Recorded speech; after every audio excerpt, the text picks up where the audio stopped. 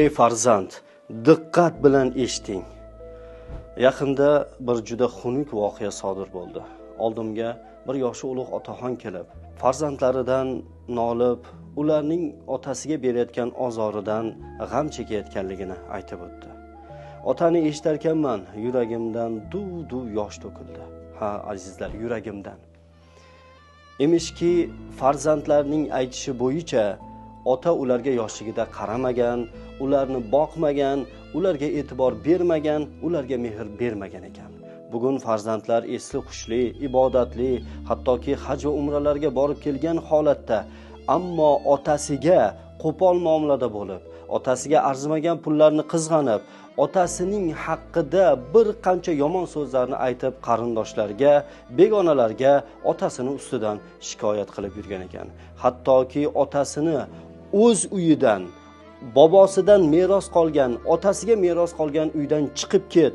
Bu uyga men xo'jayinman, buni men o'g'limga deb atab qo'yibman degan holatda, o'zini dang'illama uyi bo'lgan bir holatda otasiga ozor berayotganligini eshitib, anchayin xunob bo'ldim. Bo'lib ham bu voqealarning Ramazon oyida bo'layotganligi har bir insonni qalbiga o'qday sanchadi.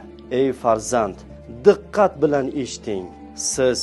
Sizga tegishli mol dunyo, boylik, ulovlar, uy, joy hammasi o'zingiz bilan qo'shilib otangizga tegishli mulk hisoblanasiz.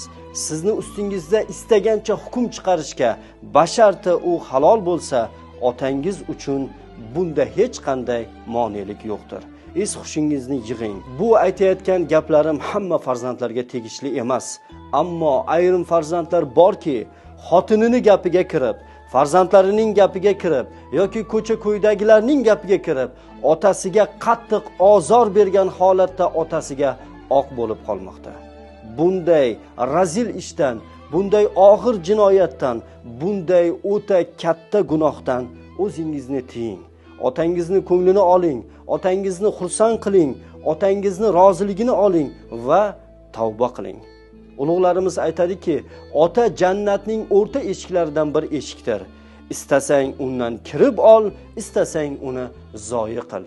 Kim otasi tirik bo'la turib, uning roziligini olmagan bo'lsa, kim otasi tirik bo'la turib, uni xursand qilmagan bo'lsa, aksincha otasiga ozor berib, uni haqorat qilib, uni dilini ranjitgan bo'lsa, bu insonning bu dunyoda ham, oxiratdan ham umidi uzilgandir. Bu insonlar hech qachon yaxshilikka erisha olmaydi. Puli ko'p bo'lishi, moli ko'p bo'lishi mumkin, ammo bular zinhor saodatga va baxtga erisha olmaydi.